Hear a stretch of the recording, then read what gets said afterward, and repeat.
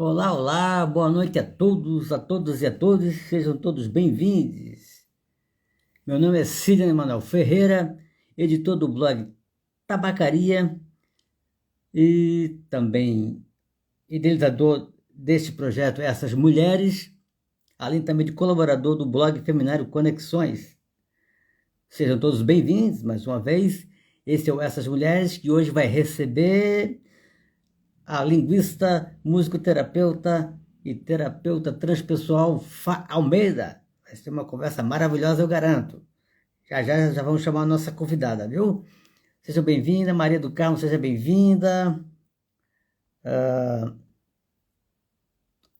A nossa convidada aqui já chegou, então vamos chamá-las aqui. Vou chamar aqui a nossa convidada para começar nosso bate-papo.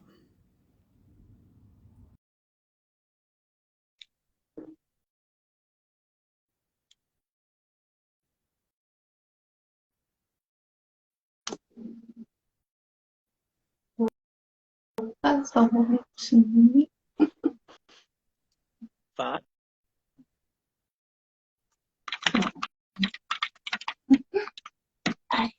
Boa noite. Boa Tá me noite, ouvindo bem? Fá. Estou te ouvindo bem, te vendo bem. Você está me vendo bem, me ouvindo Ah, bem? eu não tô ouvindo pelo fone, eu vou trocar de fone. Eu sabia que ia dar algum probleminha. Só um momentinho. Tá, fica à vontade. Eu estou preparando aqui com o outro.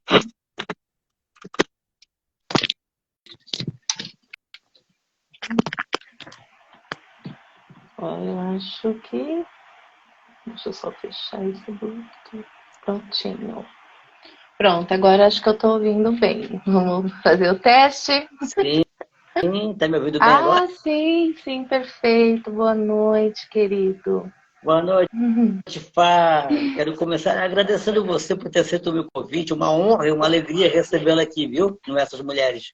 A alegria, a honra são minhas. Aliás, eu tenho que agradecer a nossa amiga Carol Tomasi. Foi por causa dela Uhum. que eu conheci você, grande Sim, querida Carol Tomasi, Carol. uma mulher incrível, né? Tem um trabalho maravilhoso lá com as vozes dela, que ela recebe mulheres, incentivando. Incrível, Carol Tomasi. Aliás, a Carol, o marido dela, Saulo, também, que é Saulo Schwartzman, que também é um cara fantástico. Um casal maravilhoso, né? Você Bem conhece bem. abençoado. Conheço algum. Deixa eu ver, 2 décadas já dessa felicidade.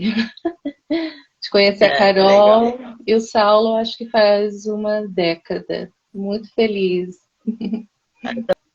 Também, adoro esse casal, são fantásticos, assim. E talentosos, viu? Talentosos. O Sim, que fazem. maravilhosos. A Carol escrevendo, apresentando, o Saulo, além que também escreve, ele também é músico, um músico de primeira qualidade.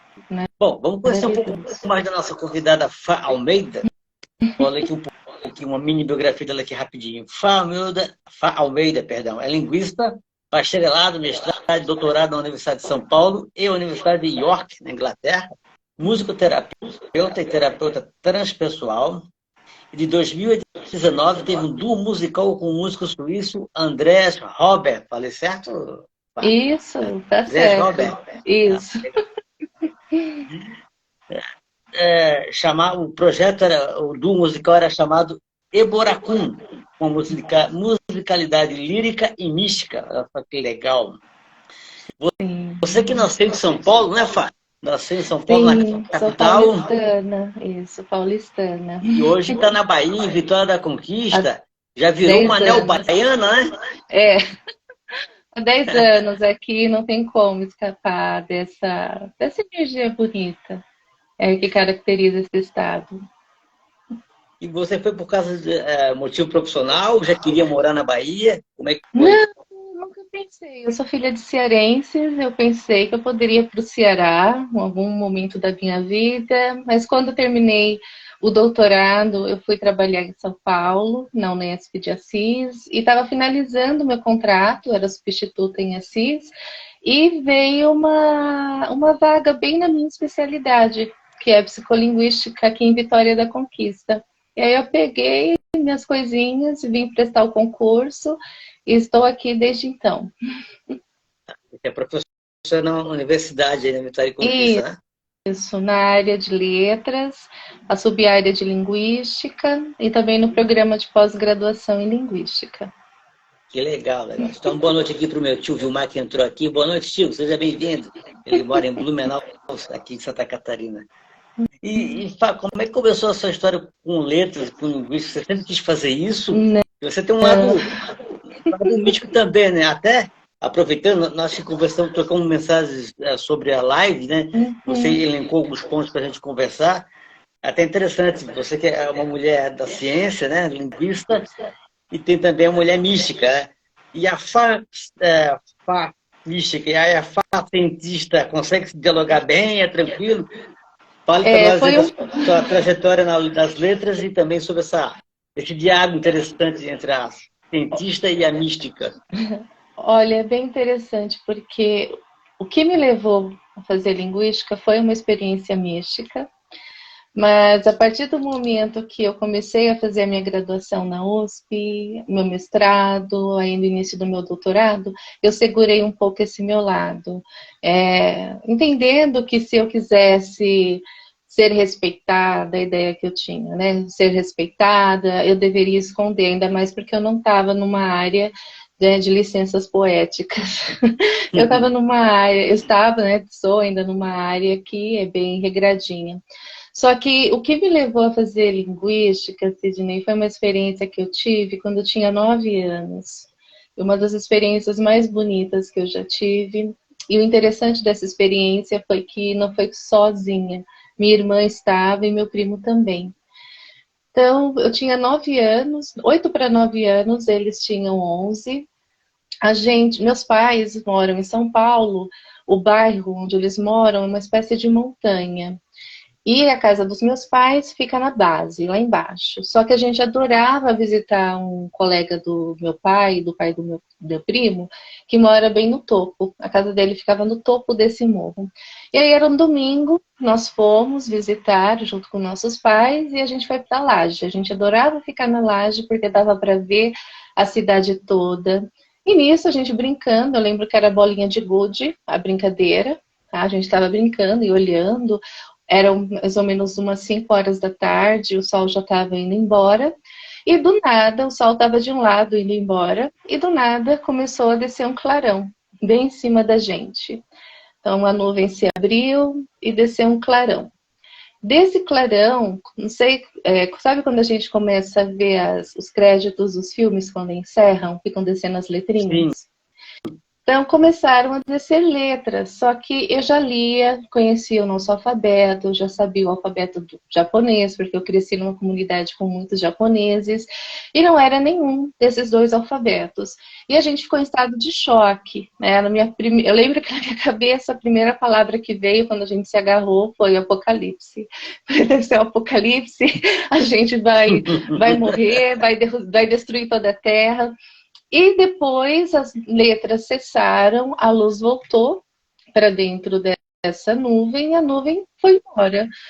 E a gente ficou em choque. Depois do choque conseguimos gritar. Nossos pais foram ali nos socorrer, só que acharam que era uma brincadeira ou a gente estava imaginando coisa, os três. Só que quando a gente desceu para contar para as mães que estavam lá na base, na casa de baixo do bairro, a gente falando alto, tudo eufórico, minha mãe e a minha tia já querendo acalmar, falando, olha, acho que vocês estão meio que equivocados. Um vizinho que estava empinando pipa ouviu a nossa história e falou, eles não estão mentindo, porque o sol estava indo embora numa posição e eu vi um clarão, e bem onde mora o seu Geraldo. E eu fiquei com aquelas letras na minha cabeça, eu lembro que eu rabiscava, minha mãe, por desconhecer, né, minha mãe protestante, eu não sei se foi que minha filha viu, não sei se é a mesma história lá acho que foi quando o Daniel, né, fez a interpretação do que apareceu na Bíblia, na parede, mas eu não quero que ela fique pensando nisso. E a gente não tinha ainda essa consciência que temos hoje da importância do serviço terapêutico e tal. Então, deixou morrer. E ela jogou fora as minhas anotações. Mas, né, a curiosidade permaneceu. Aí eu fui fazer cursinho. Quando eu fiz cursinho, eu pensava em fazer geologia. porque eu adoro estudar pedras, rochas, trabalho com cristais hoje. Só que no cursinho, uma professora de português que estudava latim na USP falou dessa área. Aí eu falei, vou fazer isso. Eu vou entrar nessa habilitação em linguística porque eu vou descobrir que língua era aquela. Então eu fui fazer linguística, e olha que interessante, né? Foi um processo até eu conseguir gritar essas duas Fátimas, falar sobre elas e até tentar conjugar, mesmo sendo que quem me levou para a linguística, o que me levou foi uma experiência que eu vou considerar ainda hoje como mística, né? Tem gente que fala, provavelmente era alienígena. Não sei, eu vou fazer uma interpretação como mística.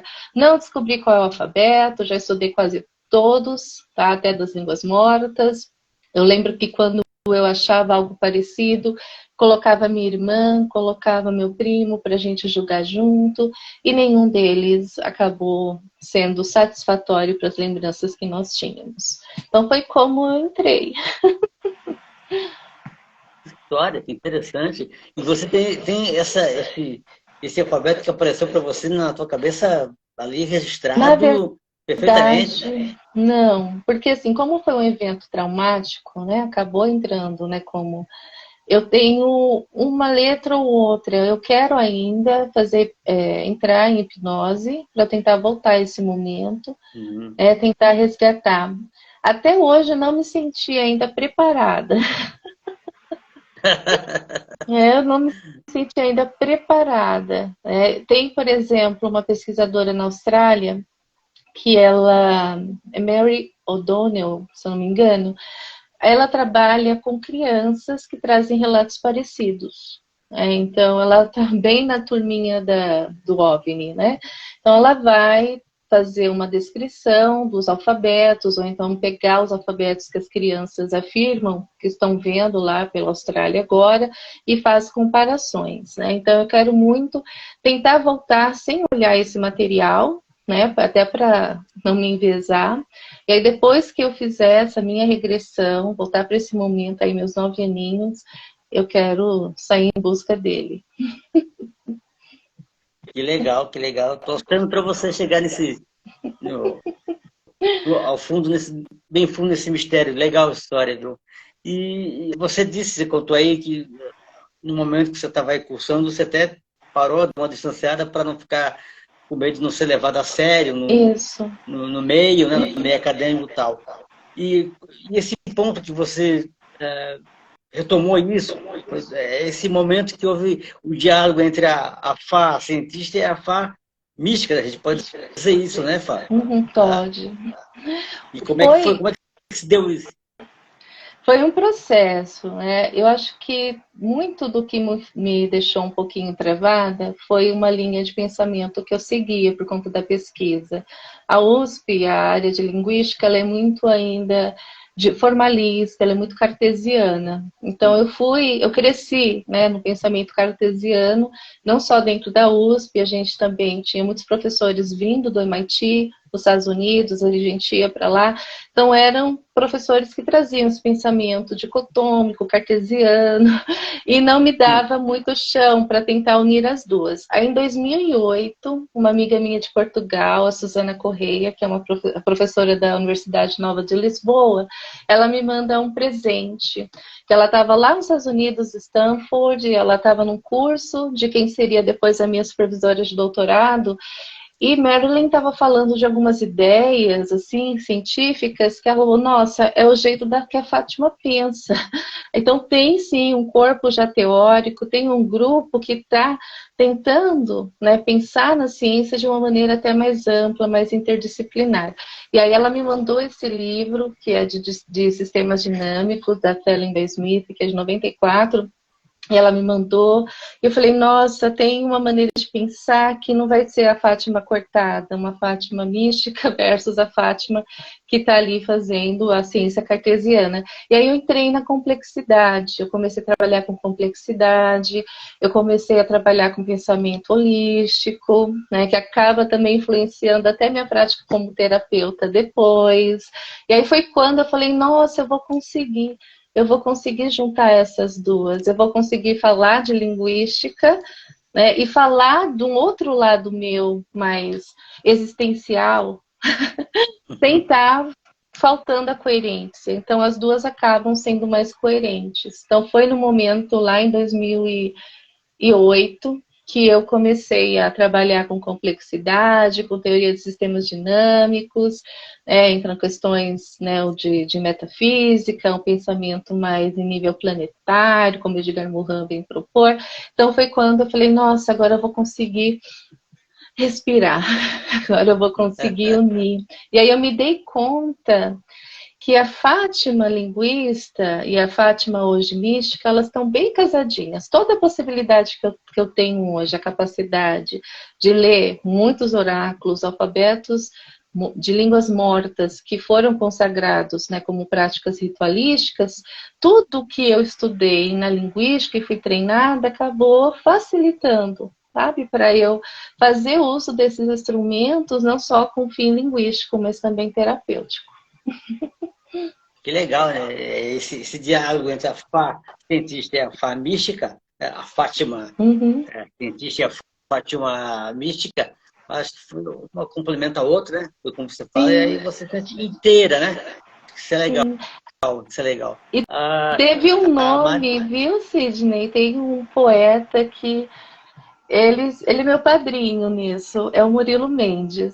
É um modernista, eu sou muriliana, então, até antes de 2008, lá nas aulas de literatura com Hansen, estudando Murilo Mendes, eu lembro que eu fiz um ensaio sobre a musicalidade, buscando jazz na poesia dele, o ritmo sincopado, como ele queria levar para a música aquilo que ele ouvia, né? Aliás, para a poesia, aquilo que ele ouvia como música. E aí eu falei, nossa, ele também, ele teve várias experiências, o cara escreveu que teve encontro com Mozart. Eu não estou sozinha, né, em falar um pouquinho dessas experiências também. Então, eu posso dizer que Murilo Mendes, né, ele foi meu padrinho nisso.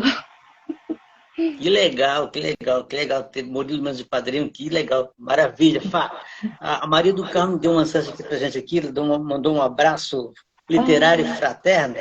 A Maria do Carmo Silva, ela é baiana, ela mora aí uma cidade perto de Salvador, se eu não me engano, não é do Carmo, não me lembro da cidade. Se quiser colocar aí, eu agradeço. Ela foi minha convidada semana passada, é uma escritora maravilhosa, é professora de geografia, fantástica do Carmo. Muito bacana. Que eu namorei muito, só não fui para geologia, geografia, porque aí eu achei a linguística. Não pude deixar ela de lado. Que legal, que legal. Aí você falou já um pouco dessa coisa da terapia, né? Você também comentou comigo nas mensagens que a gente trocou, nos pontos que você elencou, que a terapia entrou por acaso. Nunca pensei que eu seria terapeuta, nunca pensei. Porque quando eu comecei... Na USP, a gente tem os créditos obrigatórios. Eu não sei hoje, tá, gente? Eu tô falando da USP lá de 2001. Tá? Faz um tempinho, de 2002. Mas naquele tempo... boa noite, Marlene, querida. Naquele tempo, a gente tinha a liberdade de montar o restante da sua grade com optativas de qualquer faculdade dentro da USP. Você só precisava da aprovação do professor responsável. E aí eu falei, tá, então eu vou começar a montar minha grade de acordo com a minha pesquisa. Como a minha pesquisa é voltada para a parte da psicologia da linguagem, desenvolvimento, eu fui fazer muita disciplina na psicologia, no IP. E aí, dentro dessas disciplinas, eu fui me matriculei em psicologia analítica, né, que é a psicologia junguiana, e eu me apaixonei. Aí eu comecei a fazer comparação de oráculos, de práticas ritualísticas, fui estudar o inconsciente coletivo em termos da psicologia. E aí eu comecei a estudar, mas não no sentido de ser terapeuta, no sentido de tentar entender, né, com um olhar psicológico, aquelas manifestações que eu estudava, mas com um olhar linguístico. E aí eu fui aprimorando, aprendendo a fazer leituras oraculares, mas só fazendo leituras mais para colegas, para amigos, sem nenhum direcionamento terapêutico, porque eu não tinha formação. Só que quando eu cheguei aqui na UESB, em Vitória da Conquista, quando eu entrei na cadeira de psicolinguística, eu me dei conta que era um grupo, é um grupo, na verdade, que tem muito contato, muito diálogo com a área de medicina, com a área de saúde. Tanto que a nossa pós fica no prédio de medicina, a gente acaba recebendo muitos colegas da área de saúde. E a linha que eu fui atuar, que é a linha 2, é uma linha de desenvolvimento em patologias. E aí eu me dei conta que na minha formação eu tive quase nada, né, de patologia, na área terapêutica. Eu falei, meu Deus, o que eu vou fazer? Eu estou num corpo docente muito bom e eles têm um diálogo muito forte com saúde, só que eu não tenho essa base, apesar de ter feito algumas disciplinas na psicologia. Eu falei, eu preciso fazer alguma coisa. Até que veio assim, precisa, ainda veio uma oportunidade. Em 2016, teve um seminário da Associação de Musicoterapia da Bahia, e eu fui convidada a fazer uma fala com o professor de fono da UFBA, de Salvador, professor Marcos. E aí eu conheci a musicoterapia. Eu não falei, mas a Fá também tinha uma terceira, que era a Fá musicista. E aí, como eu já era musicista, já estava estudando canto lírico há um bom tempo, eu falei, pronto, eu vou fazer musicoterapia, porque eu vou conseguir trazer para dentro da área uma prática até para o trabalho de extensão, que hoje dentro da universidade pública, o triângulo ele é cobrado, né? Então você não só ensina, como você faz a pesquisa e você faz a extensão. Eu falei, eu vou fazer uma extensão legal quando eu tiver algo diferente para oferecer para essa comunidade. E a musicoterapia entrou. Aí nisso veio a musicoterapia, me tornei musicoterapeuta, fui me especializar numa linha de terapia transpessoal, que dentro da musicoterapia analítica, e desde 2016 veio essa Fátima, acho que é a quarta, né? Porque tinha musicista. Que legal conhecer essas várias partes. Muito bacana isso. A Maria do Carmo aqui botou o nome da cidade dela, é Mutuípe. Mutuípe. Mutuípe. Já ouvi falar. Não Você visitei conhece? ainda. Já ouvi falar. Acho que tem alguém que já falou comigo a respeito dessa cidade que é de lá. Muito bom te conhecer. Depois vou atrás do seu perfil. E a Marlene Fabre deu boa noite para a gente aqui. Boa noite, Marlene Fabre. Não sei se você conhece a Marlene. Ela é uma historiadora aqui em Santa Catarina, escritora também. Fantástica, tem uma história maravilhosa aqui em Santa Catarina, é super talentosa, está com o seu livro de poesia aí, Que maravilha. de poesias feministas, o nome do livro é Se Pulsa, Arde e Resiste, é um trabalho fantástico.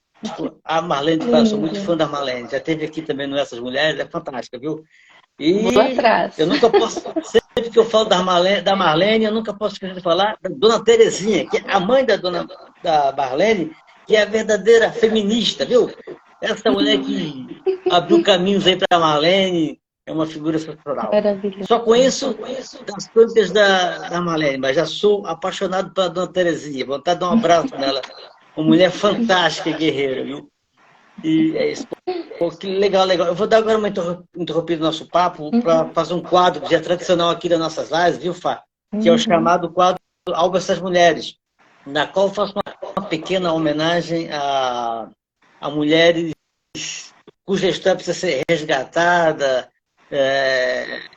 lembrada sempre, porque são mulheres que abriram caminhos, deixaram um legado importantíssimo, mulheres que abriram caminhos ali de forma assim muito importante, sabe, abriram portas, né? Na maioria das vezes colocando, todas as vezes, é sempre assim, um país tão machista, misógino como o nosso, né? Tem que colocar o pé na porta ou arrebentar a porta para poder abrir caminhos, né? Então, falar dessas mulheres, para mim, é um momento especial, uma riqueza muito grande para mim, viu, de aprendizado. Eu comecei esse quadro Essas Mulheres com uma conterrânea minha, catarinense, Antônia de Barros, que foi uma educadora fantástica, jornalista, escritora, política, a primeira deputada negra do Brasil, isso lá na década de 1930, em Santa Catarina. Não é uma coisa fácil, viu? Ainda hoje é difícil se encontrar um político negro dentro da política catarinense, viu? E passei por mais de 100 mulheres fantásticas falando aqui. Já falei de Pagu, já falei de Carolina Maria de Jesus, Zuzu Ângelo, Marielle Franco, Cecília Meirelles, Leila Gonzalez, mulheres incríveis que eu tive o prazer de falar. Na semana passada eu falei da Maria Conga, foi uma mulher que foi escrava, veio criança, com bastante pessoas vieram criança aqui para o Brasil, escravizada, foi separada da família, sofreu violência, teve uma vida super difícil, conseguiu socorrer depois de aos 35 anos de idade, mesmo assim não deixou os irmãos desamparados, criou um quilombo que leva o nome dela, na qual ela acolheu todos os negros que fugiam dessas áreas, deu um apoio excepcional, desde cuidando dos ferimentos, da saúde, preocupada em abastecer comida para o pessoal que vinha. É uma história fantástica da Maria Conga, viu? E hoje eu vou ter o prazer de falar de outra mulher incrível também, Lélia Abramo. Lélia Abramo foi uma atriz, era também jornalista, era sindicalista, uma militante política, uma história fantástica. Ela nasceu em 8 de fevereiro de 1911, filha de imigrantes italianos, a dona Afra Ioli e o seu Vincenzo, neta de um vô anarquista, o seu Bortolo, que aqui no Brasil, em 1917, comandou uma greve geral lá em São Paulo. Quer dizer, já estava no sangue ali essa consciência social, essa militância política da nossa Leila. Fora também os irmãos dela, né? Ela teve dois irmãos, a Beatriz e o Lídio, que eram artistas plásticas, e tinha o Atos, o Fúvio e o Cláudio Abramo, que eram jornalistas com uma história bacana. Jornalistas com histórias fantásticas dentro do cenário nacional, do cenário brasileiro. E também era tio do Perseu Abramo, que também foi um grande jornalista, que é filho do Atos. Uma história rica no jornalismo brasileiro. Essa família tem. Viu? Ela com criança, assim, como eu falei, ela já tinha uma consciência militar não, uma consciência social fantástica, teve acesso a muitos livros, lia bastante, né? 16 anos, aquele Dostoiévski, um monte de clássicos. E ela sempre teve o sonho, quando era criança, de ser bailarina, ser atriz. A mãe dela sempre ficava olhando torto para ela, porque naquela época, você ter esse tipo de ocupação era uma coisa... Até na minha. Quando eu falei que eu queria fazer música na faculdade, meu pai, não é coisa para mulher direita. Olha só. A geração do meu pai. Era uma coisa depravada, né? Imagina vocês lá no começo do século passado, né? Então, era pior ainda. E aí cresceu, aos 21 anos, do primeiro emprego dela, que foi numa fábrica, até pertenceu um familiar dela, parente, só que ela logo foi demitida por causa da ideologia, porque ela era uma mulher consciente, já tinha noção do quanto o capitalismo era nocivo, quanto os trabalhadores eram explorados, viu? E ela foi demitida, isso porque era parente, viu? Aí depois ela foi também, em 1930, 30 e poucos, ela trabalhava nos sindicatos comerciários, aí também foi demitida porque ela estava contestando a política trabalhista do Getúlio Vargas daquela época, em 1937. Ela tinha muita consciência, assim.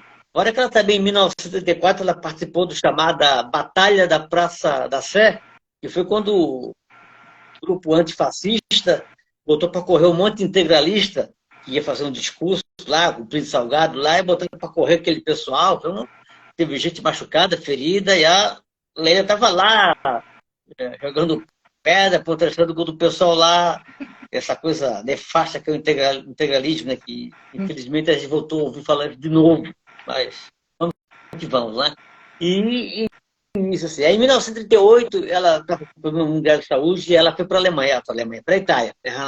O pai dela foi para a Itália, lá era fácil, porque tinha cidadania italiana e tal. Aí que ela chegou lá em 38, ano depois começou a Segunda Guerra Mundial, né? E ela passou dificuldades enormes lá, com o que acontece em qualquer guerra, né? Os tiroteios, os bombardeios, a escassez de alimentos e tal. E ela tinha outro problema por causa do sobrenome dela, que é um sobrenome judaico, né? Abramo. Então, Os pacientes ficavam toda hora perseguindo a Lélia lá.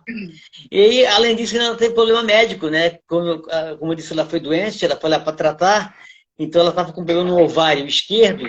Só que o médico que foi fazer a cirurgia, em vez de tirar o ovário esquerdo, ele tirou o ovário direito, que era sadio. Aí ela ficou estéril. Ainda para complementar, não fizeram o suturamento direito do vaso, aí ela teve uma hemorragia, foi complicado, assim, passou mal, assim.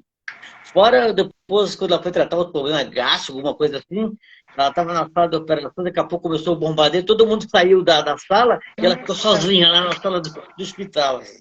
Passou um bocado a Lélia lá na Itália. Assim. Ela até queria voltar para o Brasil, né? Só que a Embaixada do Brasil não ajudou muito, acabou não permitindo que ela voltasse para o Brasil. Aí acabou ficando na Itália até 1950 lá. E lá ela já estava começando a investir no sonho dela de ser atriz, já tinha um diretor que estava no olho dela, de olho nela e tal.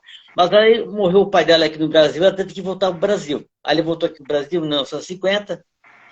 Ela começou a participar de um grupo de teatro amador, cujo diretor era o irmão dela, o Atos, que também era diretor de teatro, tal, além de jornalista e tal. E nesse grupo, um grupo de teatro amador, fazia peças na língua italiana. Isso aconteceu muito na primeira parte do século passado, quando veio os imigrantes para cá, tinha esses grupos amadores que faziam peças na língua dos imigrantes. Tinha muito isso, e esse grupo da Lélia era isso. Né? Até que em 1958 ela foi convidada pelo José Renato, um grande diretor da época de teatro, para fazer parte da peça Eles Não Usam Black Tie, que é um clássico do teatro brasileiro, do Jean Francisco Guarnieri. É uma peça que começou dali, um teatro que começou a falar mais da nossa história, da nossa vida, falando do pessoal, dos operários. Né? A peça trata de uma greve de operários. Foi um ponto marcante do teatro brasileiro. Né? E ela fez o papel Romena, que era a mãe do protagonista, e deu show, ganhou um monte de prêmios na época. Aí ela deslanchou a carreira dela no teatro, fazendo muito trabalho, começou a fazer alguma coisa na TV, uma carreira só, fazendo peças de atores, tanto nacionais como consagrados internacionais, como Shakespeare. Uma carreira fantástica a Leila teve no teatro. Em 1978, ela virou presidente do Sindicato de Artistas e Técnicos de São Paulo, o SATED, e ela começou a ter problema com a Rede Globo. Né? Tanto que ela começou a fazer uma novela na Rede Globo, Pai Herói, no início de 79, como ela era uma pessoa muito ativa, sindicato, ali, reclamando. Era um período que eles estavam lutando pela regularização da profissão de ator, tal, e era uma pessoa ali participativa, que cobrava da Globo, das empresas e tal. A Globo demitiu a Lélia. Tanto que mandaram matar o personagem dela na novela. Falaram lá para a autora Janete Cléia, te vira, mata o personagem, que não quer mais as Lélia aqui nos incomodando. Né? E foi assim, ela acabou demitida, teve 3 infartos aí, foi difícil assim. Isso porque era uma mulher que teve problema com o golpe, já ditadura militar, super ativa, né? Mas ela continuou firme na consciência política dela, não arredou o pé do que ela pensava, era muito autêntica. E participou, por exemplo, da greve nacional, greve geral dos metalúrgicos de São Bernardo, em 79, da ABC. Ela lá incentivava o Lula para ele assumir o comando lá como líder dos grevistas, tá? Tem um papel importantíssimo a Leila Abramo. E foi isso, sim. Aí em 1981, 82, ela voltou a fazer novela na Globo, fez uma novela, depois fez uma minissérie na Globo, lá, o Tempo e Vento, baseado na obra do Érico Veríssimo, né? Fez um papel importante, a Bibiana. Depois foi para a Manchete, fez alguma coisa na Manchete. E em 1988, ela participou ativamente, já tinha participado ativamente das diretas já, né? Ela sempre presente, em 84. Em 88, ela participou da campanha da Luísa Erundina para prefeita. A Luísa Erundina foi eleita, ela participou lá da gestão da Luísa Erundina, sempre com trabalhos comunitários, a relação da arte, sempre muito atuante. Até aconteceu tem um fato interessante durante esse período que a Luísa Erundina era prefeita, que tinha uma lista chamada Lista de Lélia Abramo, uma lista que ficava lá na coordenação da mulher, que só era usado quando era realmente necessário, mas é uma lista que tinha atores e atrizes que o pessoal podia alegar que eles apoiavam qualquer coisa que tivesse um manifesto, alguma declaração que fosse necessária para ajudá-la na gestão da Luz Erundina, que era só ligar para esses atores ou atrizes que eles davam o apoio, assim. Era só chegar lá e falar, ô, ator aí, ó, a Leila Abramo que pediu seu apoio. Leila Abramo? Ok. Aí eu assim. É assim mesmo, o pessoal não precisava nem ler tudo o que ia acontecer. Se tinha a carimbo, a assinatura da Leila Abramo, os caras já apoiavam, assim. A Leila Abramo era muito respeitada no meio.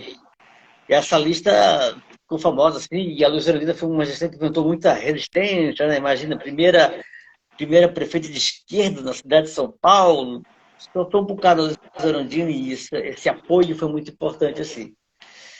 E aí a nossa Lélia continua a vida dela sempre trabalhando, apesar de esquecida pela Globo e tal, mas sempre altiva, sempre firme com as suas posições, até morrer em 2004, aos 93 anos, no dia 9 de abril de 2004, de embolia pulmonar, mas deixou uma história maravilhosa de luta, de respeito, uma mulher fantástica, Lélia Abramo presente. Se você quer fazer algum comentário, faça com a vontade. Eu dei uma olhada no trabalho dela, na biografia, e essa parte da demissão da Globo, eu falei, gente, que massa. Eu não sabia dessa parte da saúde dela, da saúde frágil, mesmo assim. Né? Olha só, até 93 anos esteve aqui conosco e vai permanecer eternamente, né? Com tudo que ela deixou. Sim. Nós tomamos um bocado, porque ela queria, esse problema que ela teve foi muito forte para ela, porque ela queria ter filhos, né? Gostava de ter, queria, era um desejo dela, né? Quando aconteceu isso, ficou estéreo, foi um impacto muito grande. Tão grande que ela não quis nem saber de casamento, viu? Só namorada, coisas assim. E, Entendi. tem uma história dela que ela era trotskista, falei? E o namorado dela era lemista, com isso lá na década de 30, e leninista, perdão. Então tinha essa diferença, até teve intervenção do. Ela era muito ligada ao PCB, essa coisa, teve muita essa diferença. Não, esse cara não pode, ele é leninista, você é do Trotsky e tal. Tem umas histórias assim, interessantes da Léia. Mas foi uma mulher fantástica, fantástica, eu tenho muita honra em poder falar assim, com todas as mulheres que eu já tive o prazer de falar aqui nesse espaço. Para mim é um aprendizado sempre, viu? Bom, continuando o nosso papo aqui, você já falou um pouco aí, te perguntar outra coisa que você também levantou na conversa que a gente teve por mensagem, sobre as suas inspirações para a escrita dos versos, né, da música. Você já falou aí do Murilo Mendes, que é uma influência importantíssima, Sim, né, para você. sim. É Você um tem pai. outras influências? Eu já lavei o túmulo dele, Sidney. Olha só o que eu já fiz. Pra você ver como que eu amo esse poeta. Uhum. Eu fui lá no cemitério, ele está em Lisboa, né? Porque Murilo foi casado com uma portuguesa e me lecionou na Itália. Agora, quando ele faleceu, ele estava em Portugal e ele foi enterrado lá. Eu aproveitei que eu estava em Lisboa, na casa da minha amiga, da Suzana. Falei, eu vou fugir um pouquinho nesse domingo. Vou lá visitar o Murilo, quero deixar flores. Aí eu imaginei que quando chegasse lá no cemitério em Lisboa, eu já encontraria floriculturas abertas, tal. Cheguei, peguei o bonde, a Suzana falou, desce no ponto final, na parada final. Quando eu cheguei não tinha floricultura, eu falei, eita, já arranjo flor. E aí eu fui, falei com os coveiros, né? Falei, olha, eu queria achar o túmulo do Murilo Mendes. Ele, quem é Murilo Mendes? Aí eu falei, um poeta brasileiro, ele está enterrado aqui, eu gosto muito da obra dele. Aí eles foram e conseguiram encontrar, né? Ele está numa. É uma espécie de uma gavetinha, tá? Só que estava sujo. Tava sujo. Quando eu vi aquilo, falei, não, não pode ficar dessa maneira. Aí eu fui e falei, ô moço, tem água, tem sabão, me arranja uma escova que eu vou limpar esse túmulo. Ele faz muito tempo que família não vem e tal, que a família não vem, eu falei, não tem problema. Aí eu fui, lavei, deixei maravilhoso, ele só olhando, né? Aí eles, você é família? Eu falei, não, é fã mesmo. E aí depois falei, as flores, eu quero deixar flores bonitas. Cadê floricultura? Ele, hoje não tem as barracas, mas tem a dona, eu esqueci o nome da senhorinha que morava, acho que 2 quadras do cemitério, que ela cultivava e vendia rosas. Lá vai eu bater na porta dela domingo, 9 da manhã, 9 para 10 da manhã, pedindo para ela me vender flores. Ela vendeu um buquê maravilhoso que eu consegui deixar lá. Então, Murilo, sabe, Hansen, professor Hansen, né, um grande crítico literário, foi quem me trouxe, né, quem despertou todo esse amor e todo esse encontro. Estou aqui com a obra dele, ela fica do meu lado.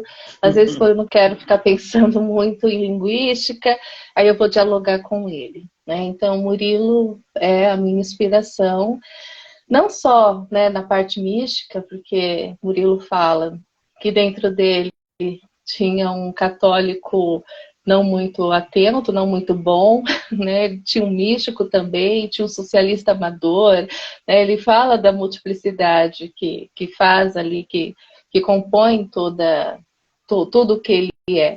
Mas principalmente por ele não ser tímido em falar sobre a fé dele, né? Aquela fé católica, por mais que eu acho às vezes engraçado ler até ele falando do catolicismo, mas da maneira que ele conta, mas também por ele não ser tímido e ele falar, sabe, abertamente. Então, Murilo acabou sendo uma grande inspiração, e fora o amor dele pela música, né? Então, jazz, a dodecafonia, eu fui estudar dodecafonia, Schoenberg, fui estudar mais Debussy para tentar entender por que ele falava que os versos dele são versos de quem escuta muito Debussy. Então, ele acabou me cutucando bastante, e até para a escrita, né, para a escrita dos versos. A escrita de versos musicais, esse meu trabalho com o do suíço brasileiro, a gente tem um álbum lançado, que foi em 2011, e um outro que não foi lançado, mas está pronto, está lá na Suíça, não sei quando, se um dia vamos lançar. Muita parte da inspiração desses versos que vieram antes como um poema, né, para mim, foi muita parte do sonho, tá? Eu sonho muito. Eu sonho com maestros, eu sonho com cantores, eu sonho com escritores recitando. Aí eu acordo e escrevo, né? O álbum, ele tá em inglês, aí tem também parte em romance, que já é da parte dele, né, do meu ex-parceiro musical, e a gente tem latim, né? Agora, a parte do inglês, eu dormia, acordava já com os versos na minha cabeça. No segundo álbum tem versos em irlandês antigo. Eu não sei irlandês. Eu sei que eu sonhei, e quando eu sonhei, eu ouvi um coro de crianças repetindo sempre a mesma frase e cantando de uma maneira tão linda, que quando acordei, fui, transcrevi foneticamente, falei, vou descobrir que língua é essa. E cheguei em irlandês antigo. E elas cantavam sobre a terra do nunca, Tig Nog Nog, que é a terra do nunca, que está por trás do... Gente, me fugiu agora, a terra do nunca. Personagem da Peter Terra Pan. do Nunca. Peter Pan. Isso. Tá por trás da ideia da Terra do Nunca, do que está presente no Peter Pan. E eu falei, olha, então a minha inspiração vem, né, muito dos sonhos para música, junto, quando vira uma canção, né, as letras. Também tem um material que ainda não publiquei, tá aqui, ó. Eu estou finalizando ainda. E tem muita influência muriliana, tá? Não posso negar. Eu estava até dando uma olhadinha aqui, tem um poema que eu dialogo com ele. Se você permitir, eu até leio. Fica à Posso? vontade. Vai ser um prazer ouvir. O silêncio. Nunca quis o jazz muriliano, a imersão na dodecafonia do caos. Nunca consegui acompanhar Debussy. Apenas pude me fundir no surreal dos sonhos, das metamorfoses, da amizade via versos, na devoção ao louvar seu túmulo. Na sinfonia dos trilhos de Lisboa, na saudação às testemunhas de Jeová, busquei as flores roxas mais lindas no quintal da Dona Maria. ficaram por lá na condução do vento, secaram ao som da nossa música o silêncio. Eu contando a parte que eu acabei de narrar para vocês. Que no Que meio, lindo, eu tava com as flores e dois testemunhos de Jeová portugueses me pararam, eu querendo já levar as flores lá pro túmulo. Aí eles, vamos conversar um pouquinho. Aí eu conversei com o testemunho de Jeová antes de finalizar todo o meu trabalho ali no túmulo muriliano. que legal. Você mesmo é um Murilete mesmo, né? Total, sou fã. Que legal, que legal, que legal.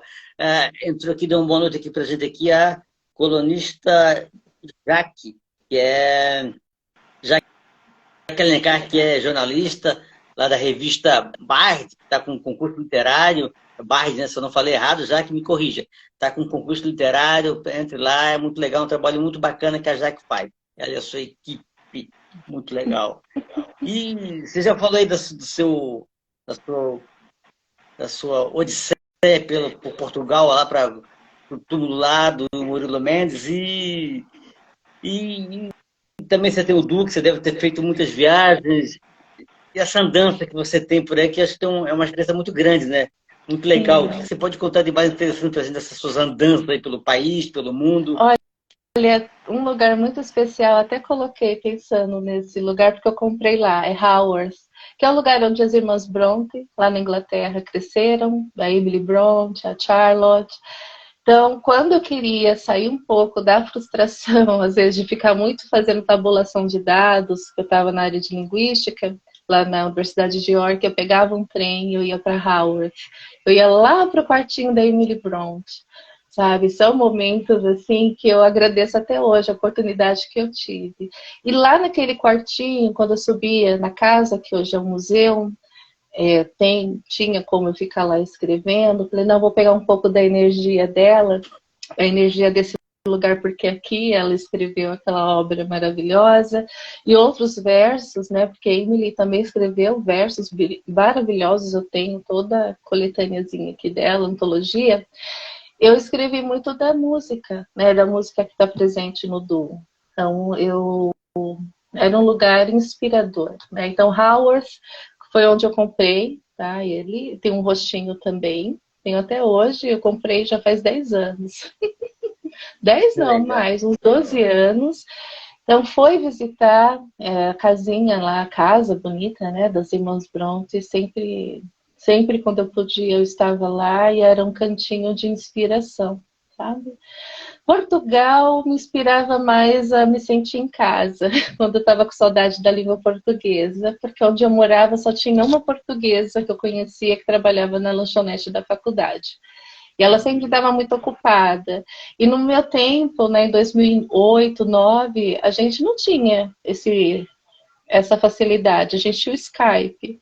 E raramente meus amigos tinham tempo de ficar no Skype conversando comigo, né? Então era mais por e-mail e Messenger, do MSN. Então, Portugal, como era muito baratinho pegar um avião, ir para Lisboa, era um momento para eu me sentir mais em casa, né? Matar um pouquinho a saudade dessa língua também, que é uma língua maravilhosa nossa. Então são É dois verdade. lugares assim que me marcaram bastante. Mas É, confesso, Sidney, que demorou, viu, para escrever português, em português. perdão, não entendi? Demorou. Demorou para Demorou. eu conseguir compor, escrever em português. É uma língua tão linda, Demorou? é uma língua difícil, né? Sim, Português. verdade. É, Para escrever, para se expressar. O inglês veio antes, embora não seja a minha primeira língua. Comecei a estudar inglês com 11 anos. Mas a musicalidade inicial da Fá era toda inglesa, música folk. Depois inglês antigo também para esse duo. Português eu comecei a sentir mais e a conseguir expressar mais quando entrei na USP, nas aulas de literatura, estudando os grandes escritores, entendendo e sentindo com eles a língua. não é fácil compor em português. Por isso que a gente bate palma para Chico Buarque, Sim, Caetano, né? Gilberto Gil, são que os fãs mesmo falam, né? maravilhosos. Brinca. São maravilhosos, assim.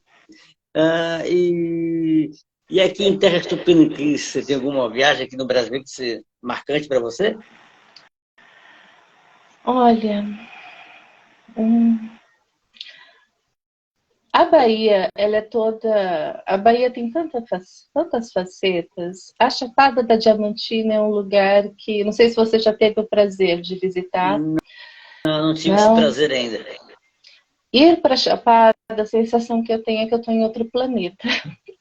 Olha que Porque é uma legal. energia muito boa, é muito diferente de tudo que eu já presenciei nesse mundo. Né? Eu conheço muito a América do Norte, os Estados Unidos, viajei muito para lá por conta de trabalho, a Europa, não conheço a Ásia, quero ir à África.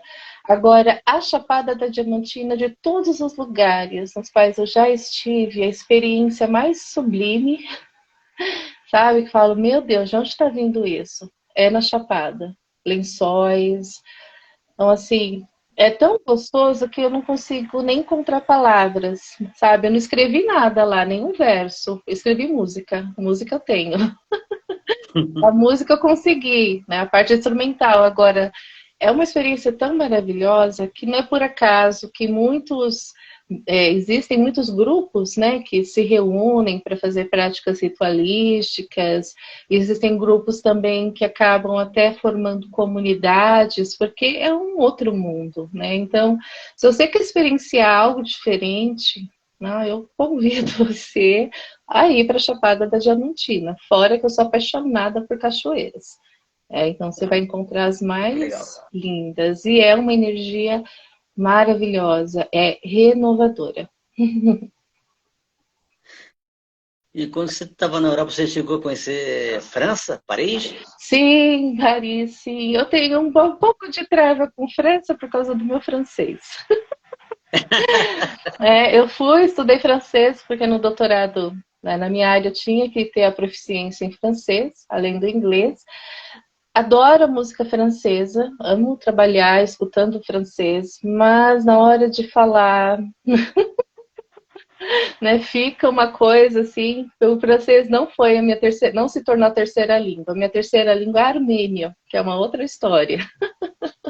Eu amo a literatura Armênia? armênia, e a literatura armênia Interessante. tem um material a respeito da literatura, tem um poeta e compositor armênio também, que é o meu espécie de meu Murilo Mendes armênio, que é o Komitas.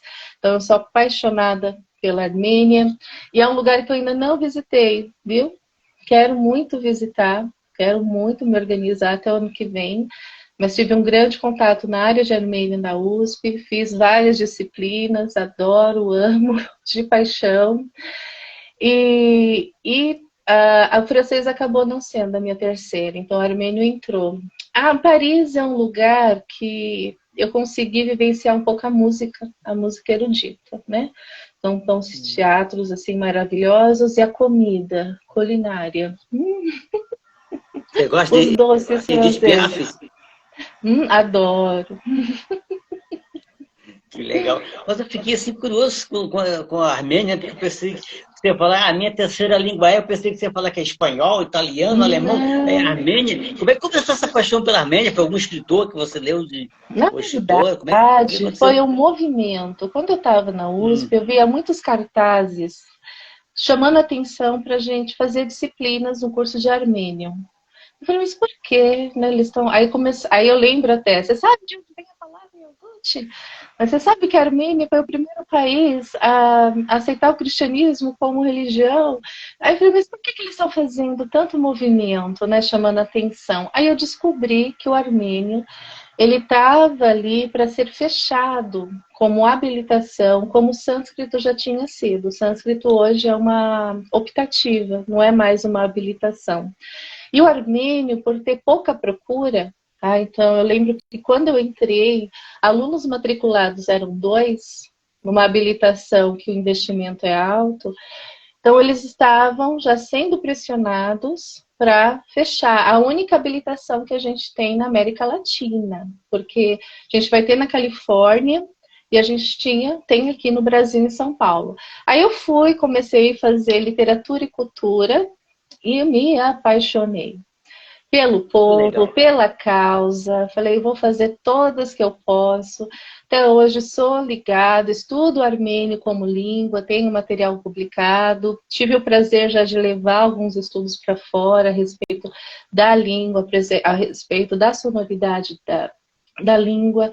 A música é maravilhosa, sabe? Tudo é muito lindo. Hoje a área de armênio continua firme e forte. Tive o prazer de participar da banca, né? Agora teve uma banca para professor de língua e tive o prazer de estar na banca entre os outros professores, com a professora Lucine, que é uma armênia que atua, que trabalha lá no Departamento de Letras Orientais. E o armênio não foi fechado. E aí veio esse amor à língua, à sonoridade, à música, à cultura. Não pude ainda visitar, mas eu quero muito. E espero que até o ano que vem as coisas estejam até mais tranquilas, né? A respeito do que está acontecendo, a Ucrânia, a, a tensão que tem entre Armênia e Azerbaijão no momento, para eu passar pelo menos um mês. Que legal, Fábio, que legal. Vai ser uma experiência maravilhosa, tenho certeza, viu? Que legal. Muito bonito ver a sua paixão pela Armênia. Você falou também que é. Você não falou que não conhece ainda a África nem a Ásia, né? Foi isso que você E falou, né? a Ásia, talvez em breve, pelo jeito. A parte amorosa tá me aproximou da Ásia. Então, Ah! já estou estudando um pouquinho de coreano. Coreia. É, isso, a Coreia do Sul e a África, Tunísia, é um lugar que me chama muito. Então, tem aí, eu espero ter a oportunidade de conhecer esses lugares, de rever algumas histórias, né, no próprio lugar onde aconteceu. Isso Mas é a legal, Armênia né? antes de tudo. A Armênia na frente.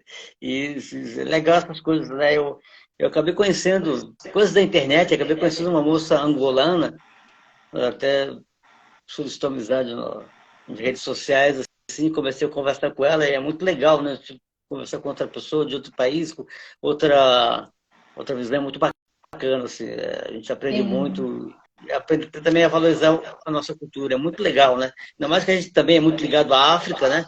Devemos muito sim. à África, é muito legal mesmo, muito legal essa experiência de conhecer outras culturas, outras pessoas, até para aprender também a valorizar a nossa própria, né? Sim. Cultura. É importante. É importantíssimo, muito legal. E você tem alguma experiência, tem vontade de escrever um livro, alguma coisa? Já escreveu poesia, prosa, alguma coisa na área literária? Os livros que eu tenho, felizmente, ainda são livros. Felizmente também, né, são livros na área de linguística, na área mais de saúde. E agora eu estou terminando esse, que é, de poemas, né, que eu Ah, que espero, legal. notas que dissoam. E eu espero conseguir até o ano que vem, né? Ainda não vi, estou vendo ainda as editoras, eu espero conseguir publicar, deixar esse meu ladinho. Tem poemas aqui que eu escrevi em 2000, em 98, Bacana. poemas que eu escrevi na Inglaterra, outros que acabaram vindo quando eu estava em Portugal, até os Estados Unidos, algumas experiências que eu tive. Então eu quero ver se eu. Ó, já entrou até um amigo coreano aqui. Não é o meu, não Ah, é o namoradinho, não, mas é um amigo. ah, E eu estou agora louca para ler a literatura deles, então estou estudando, fazendo todo um movimento aí linguístico para eu conseguir sentir é mais, o né? Lendo a Yong própria Sek língua. Kim? Isso, é o Zeno. O nome dele é Seja Zeno. bem-vindo. Legal. Espero, Você viu? já... Ano que vem. Eu tenho também prosa, tá? Eu tenho até um que é chamado Notas de um Diário Inexistente, até o Eduardo Lacerda, que hoje é o diretor da Patuá. Atuar. O Edu, um grande amigo meu, já leu essa minha obra. Acho que faz 20 anos que o Edu leu e não publicou ainda, né? Então, eu tenho um material que ficou guardadinho, que agora que eu estou conseguindo mais, sabe? Parar, pensar, vou pegar uma licença prêmio no semestre que vem, então eu vou aproveitar essa licença para eu colocar esse material, organizar e já direcionar aí para publicação. O Eduardo Lacerda faz um trabalho muito legal com a editora Patuá, muito bacana, assim. Acompanho por Ah, aqui. amigo, colega de linguística, a gente estudou junto, amigo e Oh, colega. que legal! Que legal! Ficava com o Bacana. jornalzinho dele lá na USP, ele fazia um jornalzinho para publicar poesia, toda manifestação poética. E eu falava, Edu, vem para aula, Edu. Ele, não, não, eu vou agora fazer algo para o jornal. E olha hoje, né, onde está Edu, um trabalho muito bonito. E na música, já fala um pouco aí, você gosta do... A gente já falou da música francesa, de Piaf, você falou do Uhum. jazz, por causa do Moreira do Ponte. Quais são seus vídeos da música, suas preferências musicais que te influenciam bastante também? É muito a música erudita. Eu descobri esse meu lado mais do lírico quando eu estava na USP. Eu devo muito a Moira Labate, que é uma regente maravilhosa da Unesp de São Paulo. Uhum. Moira ela coordenava um coral dentro da FIFLESH, a Faculdade de Humanas, aí eu comecei a cantar. Ela, não, vem pro canto do madrigal, vem cantar música renascentista, porque você tem, né, desenvoltura para canto lírico. E eu nunca pensei que eu ia cantar lírico. E Moira, em 2002, me direcionou para o Madrigal Arcadelt. Eu fiquei 5 anos aí em São Paulo, fazendo aí o repertório de música renascentista e barroca, né, como contralto, mezzo-soprano. Da Moira tive também aí a tutoria da Lídia Schaffer, que é uma das mezzo-sopranos uma das mais maravilhosas que eu já vi nesse mundo, que é do Teatro Municipal de São Paulo. Na Inglaterra, trabalhei com a Myrna Mitchell, que foi quem me trouxe muito o ensino da presença do palco, porque ela treinava cantor de musical. Na Inglaterra, o pessoal que estuda canto lírico tem bastante direcionamento para musicais, não só para ópera. E a Mirna fez parte dessa minha formação, sabe? Da presença do palco, entra um pouquinho também da parte da atuação. Então, é bem dentro. Agora, depois que eu me formei em musicoterapia, eu toco de tudo. Até sessão com a Anitta, Fá tocando a Anitta, eu toco a Anitta. Paciente traz um rap que eu nunca pensei na vida que eu tocaria, vamos lá tocar. E olha só como a vida é, Sidney. Eu falava, eu nunca vou ser musicista de bar. Porque eu falava, é muito difícil, porque aí a galera fala, toca garraú, toca isso, toca aquilo, como é que eu vou tocar na hora? Não vou conseguir. E aí me formei em musicoterapia, que a partir do momento que você abre as portas do seu consultório, do seu setting, você tem que entrar no repertório do seu paciente. Então, eu tenho vários repertórios. E você está num estado também que só tem São Gilberto, Caetano Veloso, Gilberto Gil, Gente Maria Bethânia, maravilhosa. Eu devo à Bahia toda a minha formação Dorival de Caymmi. música popular, viu? Acho que é o melhor, não tem lugar melhor no Brasil para me formar como musicoterapeuta, porque eu me formei em Salvador. Porque eu não tinha nada de conhecimento de percussão, de instrumentos de percussão. E olha onde eu fui me formar. Então, eu devo muito aos meus colegas de Salvador, outros colegas também de Feira de Santana, músicos que trabalham com Cláudia Leite, Ricardo, que toca com Cláudia Leite, foi meu colega. Então, eles me ensinaram, me trouxeram essa musicalidade que está presente no axé, presente no arrocha, musicalidade que eu achei que eu nunca poderia, nunca conseguiria, porque eu falava, nossa, é muito difícil, eu nunca vou conseguir, né, entrar nisso, de tocar, de fazer todo esse tipo de movimento sonoro. E consigo hoje, viu? Até danço. Ah, que legal, legal ouvir isso. E qual o instrumento que você toca? A voz é meu primeiro instrumento, mas eu estudei piano clássico, né? Eu comecei estudando quando eu tinha uns, acho que 18, 17 anos. E o piano eu uso muito nas sessões para tocar, para compor também. Eu componho muito com piano, violão. Aí, musicoterapeuta toca tudo, viu, Sidney? Tem que tocar Ah, tudo. Então, nas minhas sessões eu toco tudo, tá? Então, o que tiver de percussão, sopro, só o sopro que Fá não é. Não posso dizer que eu toco flauta. Eu toco gaita, né? A gaita, o blues, eu consigo tocar. Flauta ainda, Fá precisa correr atrás, tá? Mas os dois instrumentos que eu me identifico muito é a tecla e a cordinha ali do violão. Que legal, que legal. Bateria. Mais percussãozinha. Não, a bateria não. Agora as partezinhas, aí eu vou. É muito difícil bateria, gente. Eu fico, uau, como você consegue? Isso é coisa para João Baroni para cima, né? Mas esse estado, você tem baterista, percussionista, assim, você fala, meu Deus, Ah, de onde você saiu? Um melhor do que o outro. a Bahia, né? Bahia, toda a influência da cultura africana que é fantástica, né? Percussores É lindo são mestres. demais.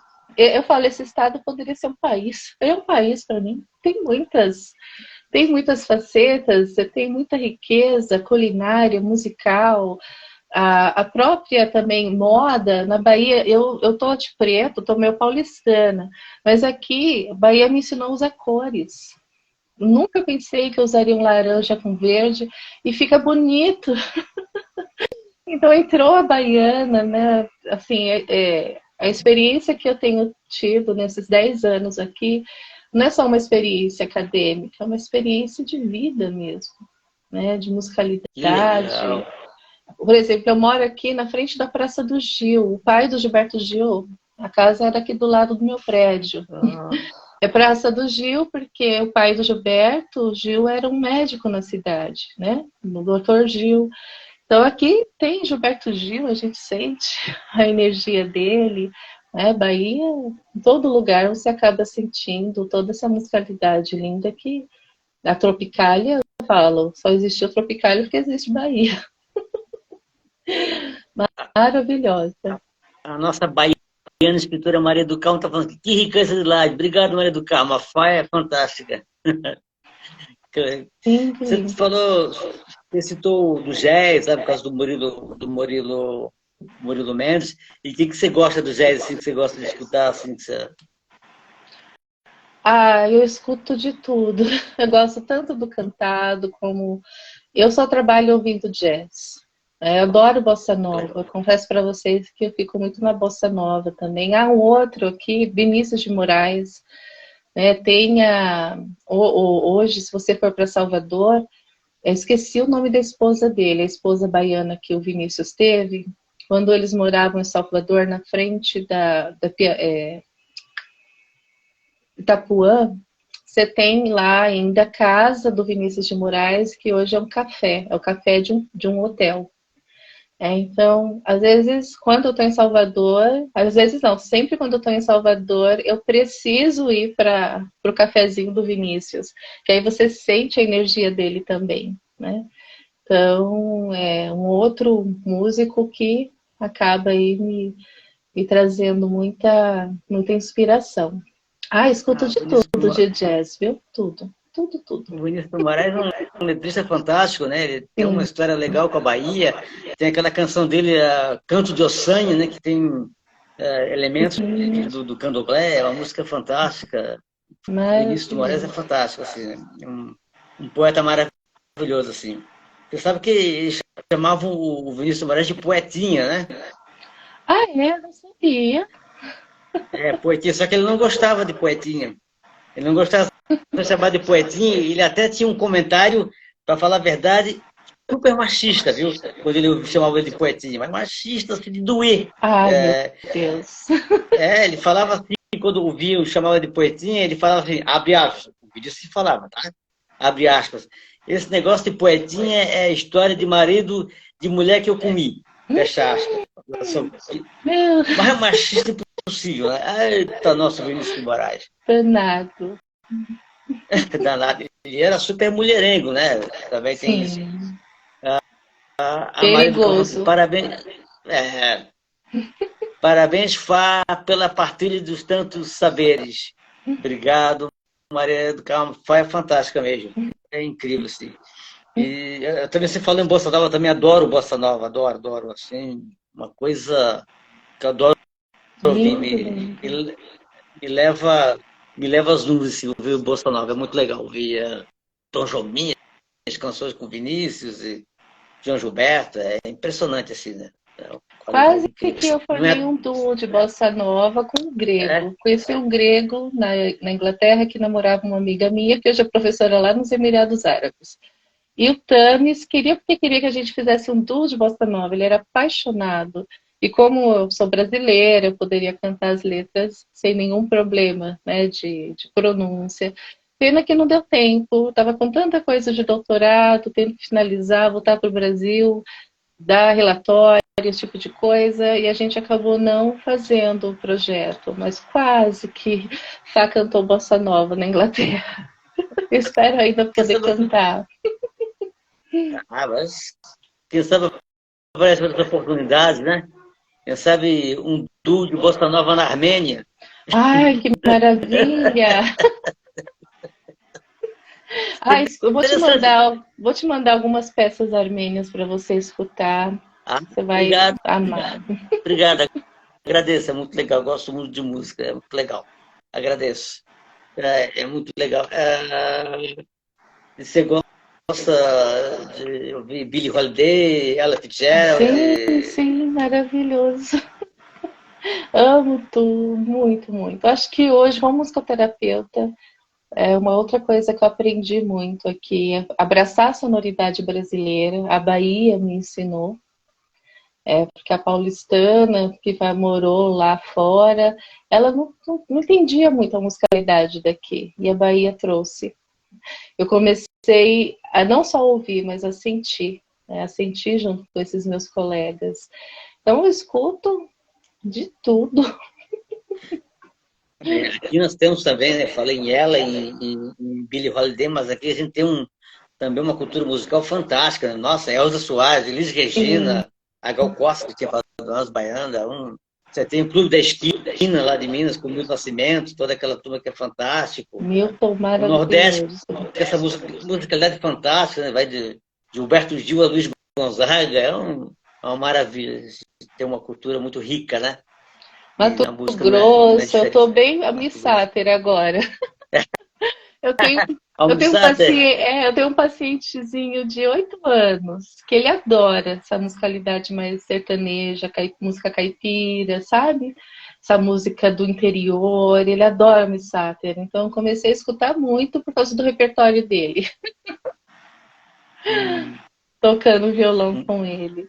uma música do Almissata que eu gosto muito é Tocando em Frente. Dele com Renato Teixeira, uma letra impressionante. Maravilhoso. Muito legal. Uhum. E falando desse, a gente falou aí do que você faz, que então você tem um consultório aí em Vitória da Conquista, você atende, é isso? Na verdade, como eu sou professora de dedicação exclusiva, eu não atendo em consultório, eu não posso, né, ter CPF atrelado à clínica, nada.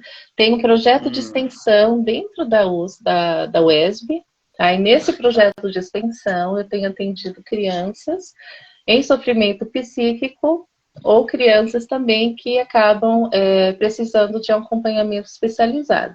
Então, eu tenho autista, a gente tem núcleo também com síndrome de Down, que quando eu posso, eu passo pelos núcleos, tem de afasia, de Alzheimer, tá? Então, como eu falei para você, o pessoal da linguística, da área de pós, é muito ligado à área de saúde. Agora, o meu projeto, no momento, eu estou atendendo crianças até 9, 10 anos, né? Tenho casos de depressão, caso de autismo leve, moderado, já a gente fala nível 1, 2. Tenho casos também de atraso de fala, tá? Então, é onde eu tenho feito acompanhamento. E o é trabalho interessante. da transpessoal holístico, que eu faço mais nos finais de semana, né? Quando eu não estou na universidade, eu faço mais online. O presencial, eu não tenho um consultório, mas eu faço o setting virtual. Hoje mesmo eu tenho uma paciente que eu atendo, ela está nos Estados Unidos. Hum, Eu já atendi pessoal que está no Havaí, então eu vou fazendo, né, o acompanhamento de algumas pessoas que conseguem, né, nem é todo paciente que consegue fazer a interação, né, consegue participar bem da terapia via esse recurso. Porque eu não estou com consultório, tem pouquíssimos horários, né, mas na UESB né? O trabalho de extensão é um trabalho gratuito, a gente oferece para a comunidade, tem uma fila de espera considerável.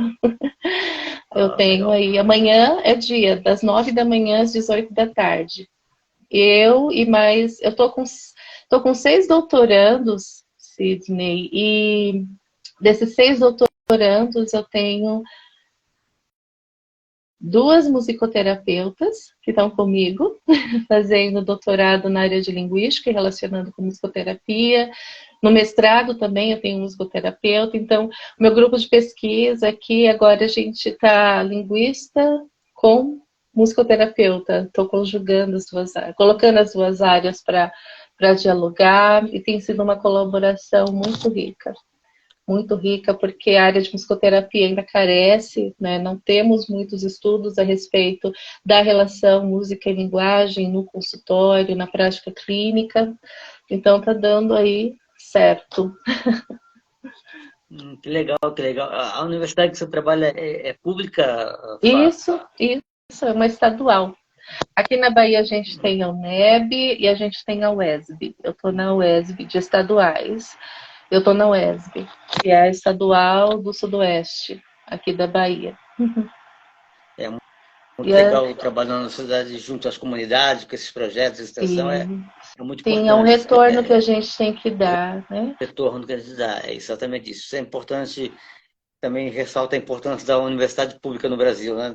Passar Sim, esse muitas. pessoal com esse papo de privatização, tem que prestar atenção que isso não, isso é nocivo. Falando na Sim, terapia transpessoal, né, pessoal. tem mais a ver com a espiritualidade, é isso, Vago? É, a psicologia transpessoal, que vai diferir em relação, por exemplo, a outras vertentes, é porque a gente vai entender o espiritual, a espiritualidade, como algo inerente. Então, não teria como a gente esquecer, deixar de lado toda essa possibilidade de leitura. Então, terapeuta transpessoal, quem tem interesse, pode ir atrás do material de Maslow, do Groff. A gente vai explorar então essa camada. Existem modelos, tá, para a gente explorar, ou o que a gente chama de cartografias da consciência. Então a gente explora dentro ali da terapia, independente da busca, né, do nosso paciente, a gente vai sempre trabalhar essa possibilidade do ir além dessas situações do dia a dia. Né? Em termos junguianos, a gente vai ter uma relação com a psicologia analítica, a gente não vai deixar de lado o si mesmo, né? O que o Jung chamou de si mesmo, e a gente vai entender como essa força, né, que está dentro da gente, independente do nome que você dá para ela. Você pode dar nome de um Deus, alguns colocam a força num segmento ali político, tá? Então a gente vai trabalhar esse lado.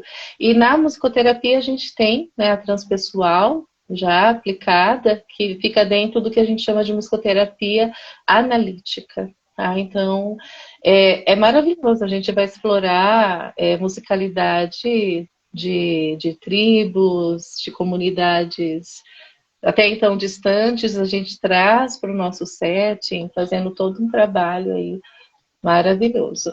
E olha, a musicoterapia transpessoal, o pessoal pergunta, é só com adulto? Tem como a gente trabalhar com criança? Tem, porque toda a minha abordagem com criança tem sido com a transpessoal. Claro que a gente não é religião, tá, gente? A gente vai falar desse bem-estar, né? Daquilo, da possibilidade de ver além daquilo que você está vendo, além daquilo que você até o momento está sentindo. Você conseguir ir além, você conseguir superar. Então, é a abordagem que tem me guiado. E quem está na musicoterapia, Bruxa, que é um dos grandes teóricos, um dos grandes musicoterapeutas, que é uma referência universal, ele vai explorar, né? Ele vai explorar muito a parte da transpessoal dentro da sua própria prática. Então, a gente vai trabalhar com mandalas, né? Aquelas rodas de cura, das circulares, tá? Então, tudo isso aí faz parte da nossa abordagem. Que legal. Que legal, Fá. Lindo trabalho. A Marlene falou aqui, importante trabalho, Fá. É mesmo, assina embaixo, Marlene. Um trabalho importante, lindo, muito legal. Você falou aí, aí no campo da musicoterapeuta, e junto com a Uhum, terapia transpessoal, é que você atende gente com síndrome de Down, autista, né? uhum. Até Alzheimer. O papel aí da musicoterapia, que seria o quê? É, já no desenvolvimento dessas pessoas, ou na qualidade de vida, né? Ou no caso do Alzheimer, que a gente sabe que é uma doença terrível, Uhum. progressiva, um meio ajuda o que a retardar, ou só uma questão de qualidade de vida para essa pessoa? Como é que Não, funciona uhum. a musicoterapia nesses casos, assim, o impacto dela?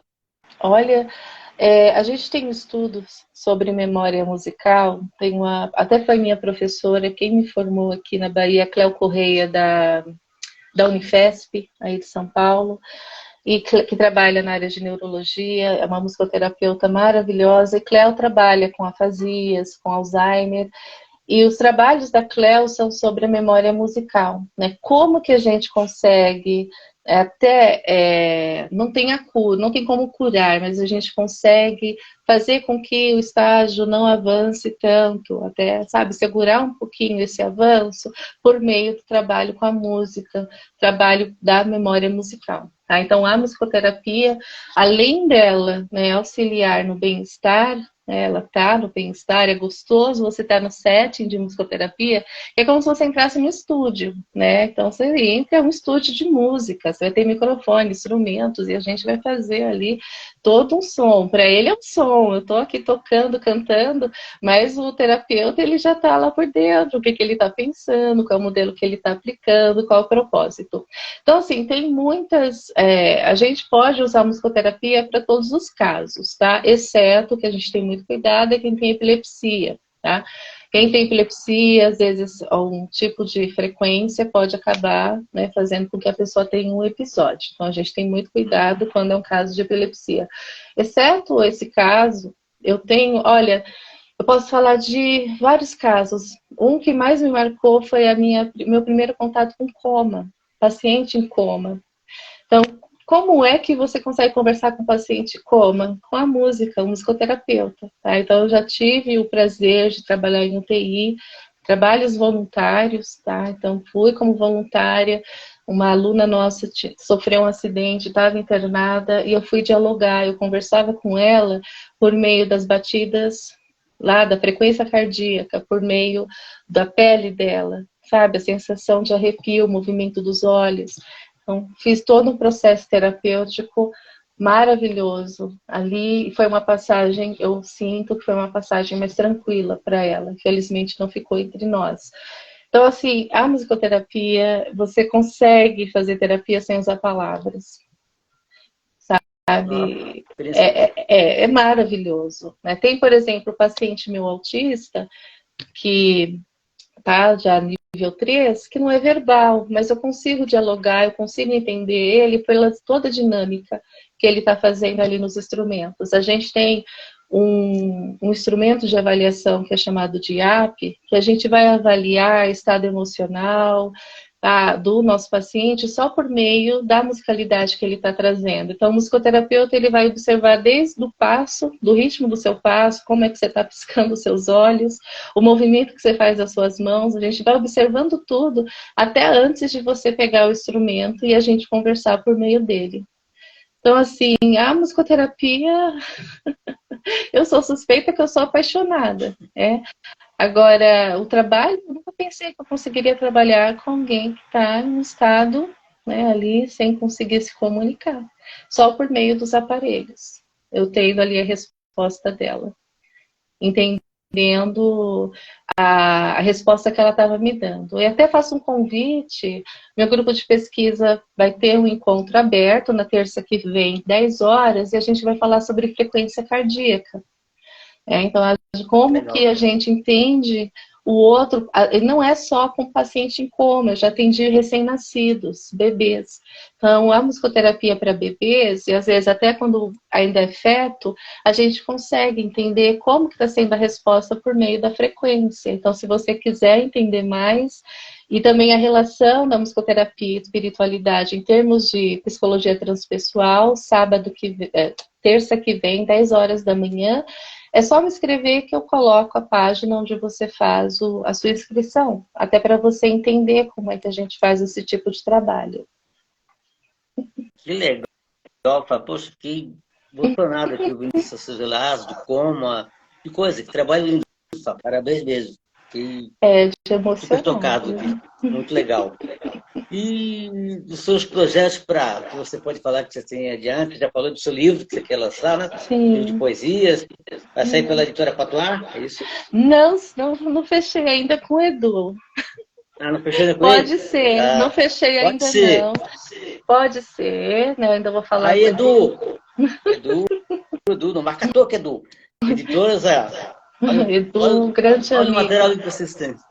Ah, Edu foi um trabalho fantástico. Não conheço, só acompanho ele aqui pelas redes sociais, mas tenho pessoas que eu converso, de trabalho que ele já lançaram com eles, e só falam bem dele. A Luiz Aragão, de São Paulo, Marina Ruivo, de São Paulo, que você conhece, sempre lança um livro com a Sim, editora Patuá, sempre fala muito bem dele. Eu acompanho pelas redes, me parece um cara super sério, faz um trabalho maravilhoso em prol da cultura. Sou sim, fã do maravilhoso. Eduardo Lacerda, embora não o conheça pessoalmente. Edu, que eu chamava o dono do bar, viu? Lá na USP ele era Edu, vírgula, o dono do bar. Porque ele tinha um bar e hoje ele tem a Patuscada, né? Que é Pois aí, eu comentar isso, tem um patuscada, né? Tem um patuscada. manteve um É, espaço em São Paulo. tem lançamento de livro, a Marina Ruiva, a Luísa Aragão, que eu falei para você, que são escritores, lançaram o livro da Patuscada.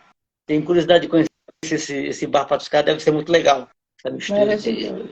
de bar com cultura, muito legal. E o livro seu já tem nome? Ainda não, só tá os textos, só os poemas. Esse de poesia eu estou colocando, eu acho que vai ser. Então vamos consagrar aqui, notas que dissoam, dissoam. Colocar entre dentro de parênteses, dissoam. É o nome, porque eu trago nesses versos toda a influência da própria música. Né? Minha cabeça veio muito a música antes dos versos escritos, então eu acabo trazendo, né, a influência dessa música que eu ouvi, dessa música que eu abracei, daquilo que depois eu acabo tentando transpor para a escrita, né, para a escrita da nossa língua portuguesa. Então vai ser muita musicalidade, também muita influência muriliana, todo aquele caos que faz parte, que caracteriza a nossa existência, que o Murilo ressalta, eu compartilho, então vai ter essa influência muriliana. E também a parte acadêmica, né? Nesses 8 anos eu realizei pesquisa com bebês gêmeos, com crianças gêmeas, questão de desenvolvimento de personalidade, também questões de atraso linguístico, alguns gêmeos acabam apresentando, e preciso aí lançar esse material. Tenho muito material já, capítulos, material escrito no grupo de pesquisa, então no próximo semestre eu preciso fechar esse livro para quem está interessado no desenvolvimento de gêmeos, tá? Uma parte mais acadêmica. Ah, que legal, Fábio, que legal. Falando, me lembrei de uma coisa, você está falando dos seus textos, das poesias, eu li, acho que foi nas suas redes sociais, assim, que você escreveu que você tem muita inspiração para escrever em quartos de hotéis. Sim. Vocês são as músicas, os poemas, os quartos de hotéis te inspiram Sim. bastante. Como é que é Sim. isso? Um quarto de hotel te É muito, leva às dúvidas? é muita energia, e eu sim, eu tenho toda essa minha leitura mediúnica do mundo, né? Eu lembro, por exemplo, que eu estava no quarto de hotel em Salt Lake, nos Estados Unidos, e nisso eu abri um canal mediúnico e estava ali um indígena maravilhoso, um xamã, né, daquele tempo foi uma matança total ali naquele estado, né, de Utah, quando chegaram lá, tomando o cantinho do povo indígena, eu tinha um xamã ali do meu lado, eu nunca pensei em comprar mediunicamente um xamã, e fui escrever material. E eu sou muito sensível receptiva, então eu sento numa cama que outras pessoas sentaram, né? Então acabam vindo imagens, acabam vindo ideias, vivências, né, que eu não experienciei, mas que outra pessoa ali experienciou. Então, por ser um lugar muito povoado, o hotel é povoado energeticamente, né? Então acaba sendo um local que, abriu. Consegui acessar algo, ver algo que não faz parte do meu repertório, mas que eu posso aqui acabar utilizando. Que legal, pá, que legal, que legal. Então, quando a gente está falando dos projetos, você para frente tem um livro que vai sair, vai Depois ter que de sair. poemas e um livro sobre E, gêmeos, as crianças gêmeas, que legal. desenvolvimento. E o Gêmeos também não tem editora ainda. Não, provavelmente vai ser uma acadêmica. A Patuá Tem. tem um selo acadêmico. Eu estava até conversando com o Edu, talvez, né, eu veja com ele, mas eu ainda não sei. Né? Pode ser uma editora universitária, se abrir um edital dentro da nossa universidade, provavelmente eu vou submeter para o nosso edital, né? Que fica até mais fácil, mais barato também, para a gente conseguir lançar e colocar esse material para a sociedade. Né? Porque o número de gêmeos que está nascendo está bem maior hoje, né? Com essa Sim. reprodução hoje mais facilitada em laboratórios. Então, você vai lá para não ter erro, colocam mais sementezinhas e acaba vindo mais de um. E muitos pais se encontram nesse desafio, né, de lidar não só com um bebê, mas dois, às vezes três. Né? O que esperar desse desenvolvimento? É o que a gente aqui no projeto, a gente está tentando agora passar da linguagem acadêmica para uma linguagem até mais, né, popular, para ter um alcance maior também, né? Então, levando muito do que acaba vindo para a gente aqui. Então, já recebi, por exemplo, o par de gêmeo, já em idade escolar, que o dominante, sempre tem, viu? O dominante é aquele que segue o dominante no parzinho.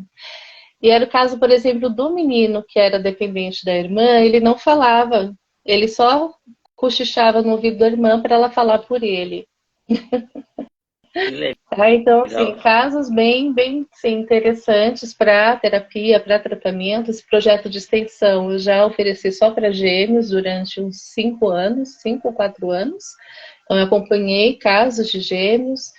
Então, assim, tem muita coisa para a gente compartilhar, para a gente alertar. Então, por isso que nesse próximo semestre também está aqui do lado aí para a gente fazer essa compilação dos estudos.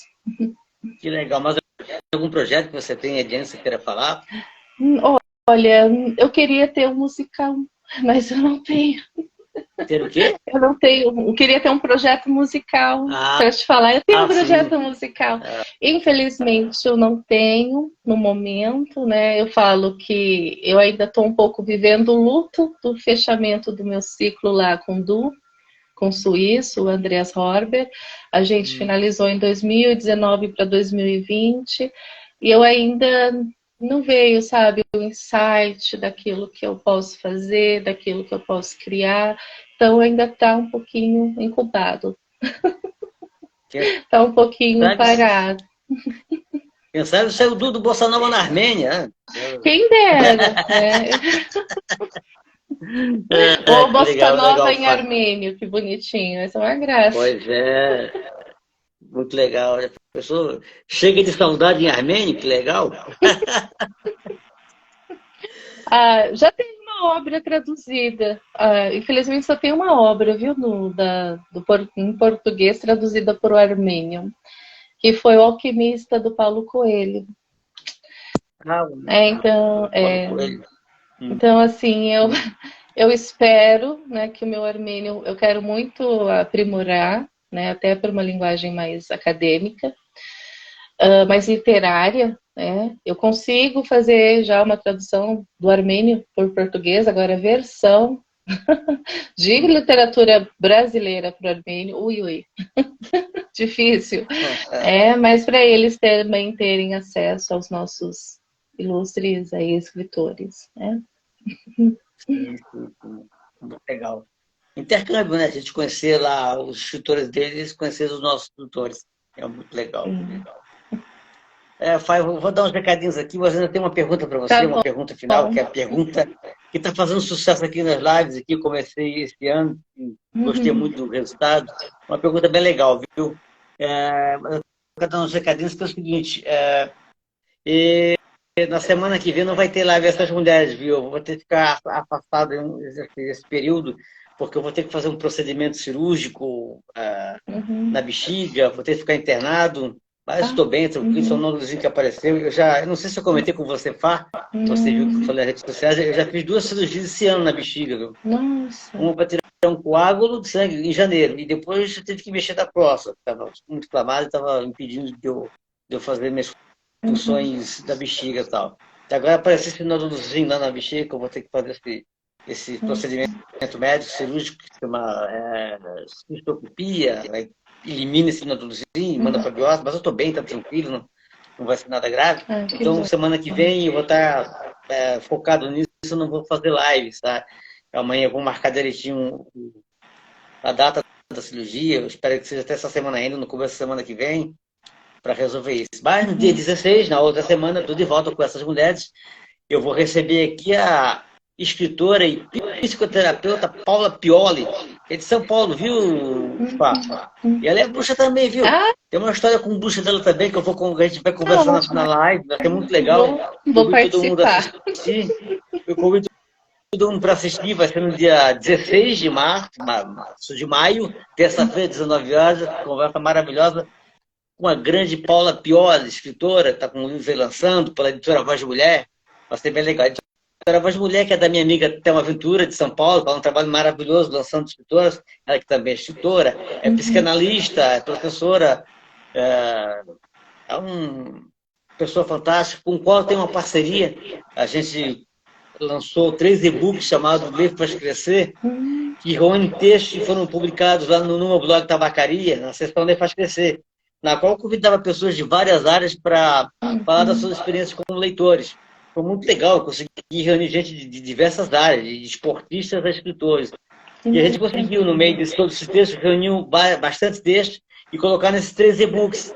E estou lá no site da editora Voz Mulher, pode entrar lá, baixar, é de graça, está um trabalho maravilhoso lá, viu? Pessoas contando experiências maravilhosas com leitores, muito legal, viu? E como eu sempre falo aqui, todas as lives, é um prazer falar isso, para acompanhar essas mulheres que estão à frente de editoras, faz um trabalho maravilhoso, que é o caso da Thelma Aventura com a editora Voz de Mulher, a Sandra Regina, que também é escritora e está à frente da editora Fêminas, da de São Paulo, a, a Luísa, a Luísa, oh meu Deus, esqueci o nome dela. Bom, a Luísa da editora Litera Books, Selby, acompanha, também faz um trabalho legal. Tem a Diana Marinho, com a editora Infinity lá em Portugal, que divulga os escritores brasileiros lá em Portugal, na Europa. Tem no Rio de Janeiro, tem a Teresa Mota com a Ibis Libris. Tem a Vânia Clares com a editora Sarasvati, São Paulo, é um trabalho maravilhoso. Também tem a nossa querida minha Carol Tomás, que é um trabalho maravilhoso com na voz dela, que ela recebe mulheres, Uhum. conversa, dá sempre uma divulgação, um trabalho maravilhoso da Carol Tomás. Tem a Silvia Schmidt com a Livraria Mulheri, que faz um trabalho maravilhoso também de divulgação, enfim. Tem esse Dourado, que é um coletivo que eu adoro, que reúne mulheres, viu, Fábio, Uhum. do país inteiro. E desse coletivo que é maravilhoso, já lançou 3 e-books, o terceiro é o primeiro tomo das bruxas, do Vento e a Vida, e reúne mais de 100 poetas, um trabalho maravilhoso. Esse coletivo que é liderado pelas poetas maravilhosas Marta Cortesão e Patrícia Cacau. É um trabalho lindo que eu recomendo todo mundo acompanhar. Assim como também o blog Feminário Conexões, que é liderado pela Marta Cortesão e reúne vários escritores que escrevem, tem texto, tem crônica, tem contos, tem poesia. É muito legal. Eu também escrevo lá no blog Feminário Conexões. Vale a pena acompanhar, viu? É importante acompanhar essas mulheres porque, como eu sempre digo, a frase que eu sempre digo aqui, cada vez que uma mulher escreve, uma algema do patriarcado se quebra. É importante, Boa. viu? Então, acompanhe essas mulheres, viu? A Marta Cortez, aliás, está com o livro dela pré-vendas lá, O Meu Silêncio, Lambe a Tua Orelha, livro de poemas, vale a pena lá acompanhar. Tem a Flávia Arruda, que também aliás, está com o livro novo, Tudo é Ficção de Poesias. Tem a Heloísa Aragão, que também acabou de lançar o livro Espada e Nação, Grito de Mulher. Tem também lançou livro a Clarena Santana, está com o livro Rebento, livro de poesia, está em pré-venda.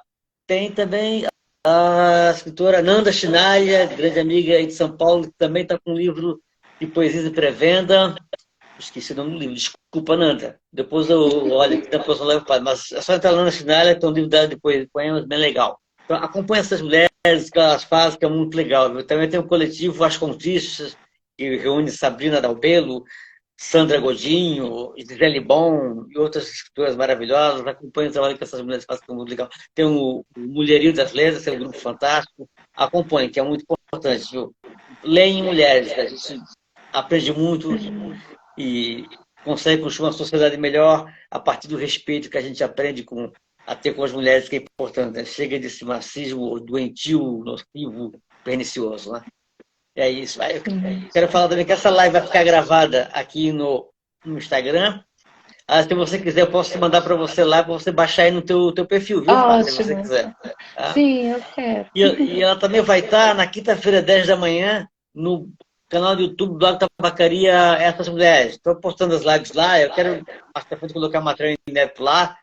Já era para Ótimo. acontecer isso, mas eu estou com problema de saúde, deixei mais para diante, mas peço que vocês puderem lá olhar o canal, apoiar, se inscrever, comentar, curtir, compartilhar. É muito legal, viu?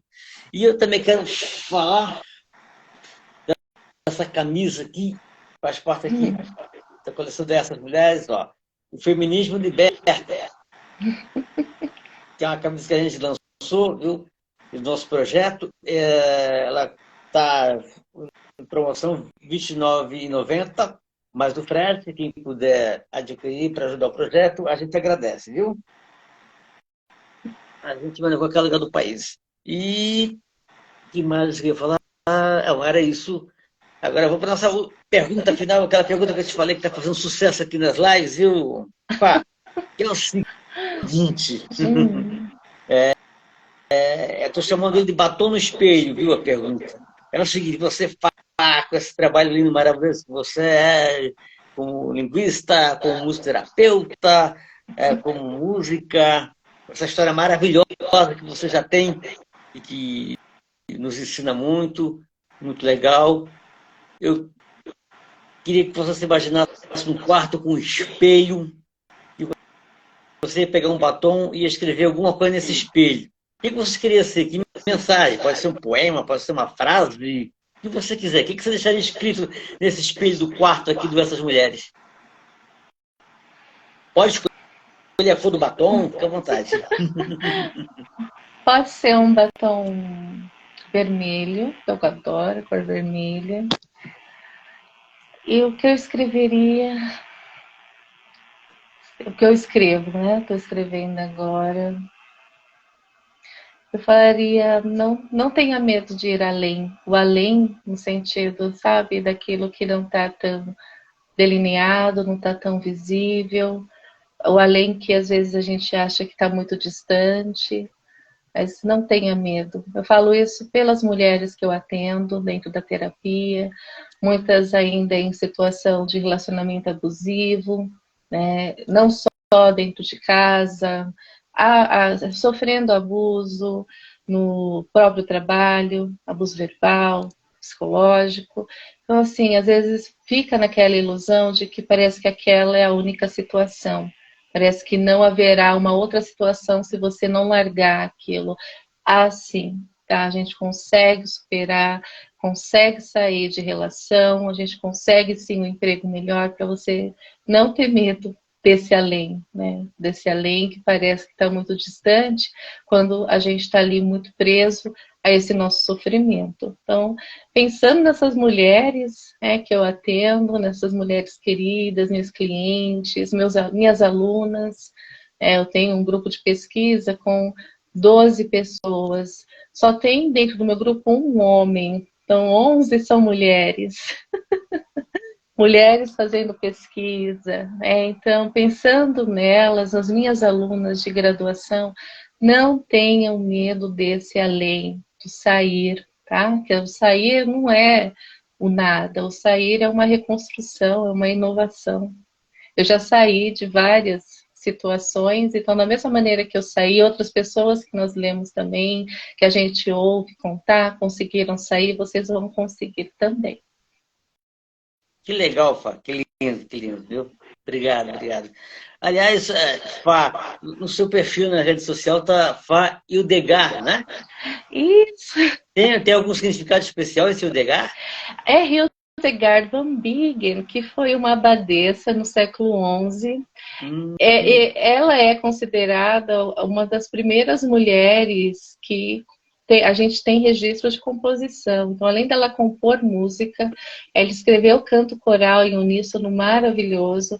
Foi uma mulher à frente do tempo para a medicina também, para a medicina natural. Então, muito do que a gente sabe hoje sobre as propriedades de cura, de ervas, de remédios naturais, a gente deve a essa mulher, essa Hildegard. Foi uma linguista, ela é considerada a padroeira dos linguistas. Então, foi uma estudiosa também das línguas, criou seu próprio alfabeto, porque ela falava que usava essa língua, que é a língua ignota, ela usava para falar com os anjos nas suas visões. Então, por ela ser, né, tanta coisa que me inspira e me dá força também, né, para fazer os meus estudos, ela está aqui no meu nome. Que legal. A pronúncia é Hildegard, é isso? Isso, Hildegard de Bingen, na Alemanha.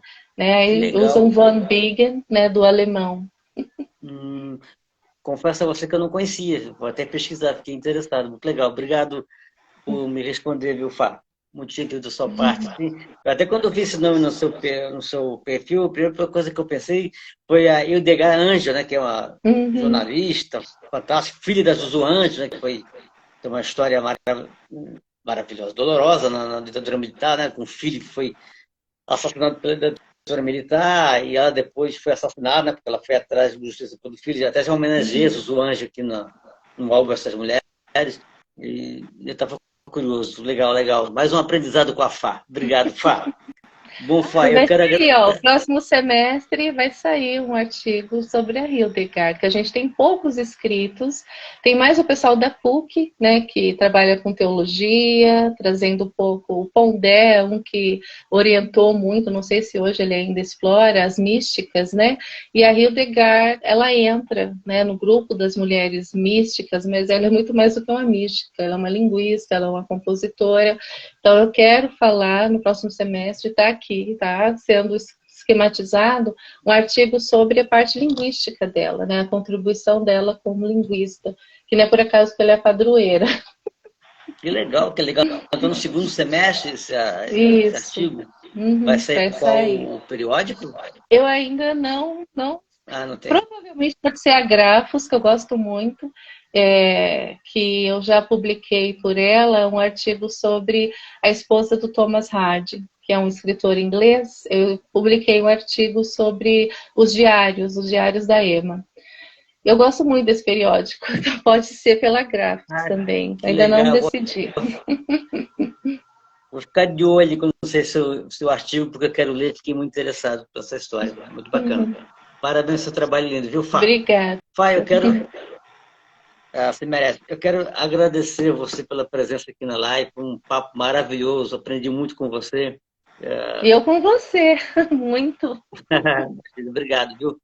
E agradeço e falo para todo mundo que acompanha a live, sigam a Fá, acompanhem o trabalho da Fá, que ela é assim, extraordinária, viu? Essa pessoa aí super simpática, com todas essas histórias, a gente aprende muito, viu?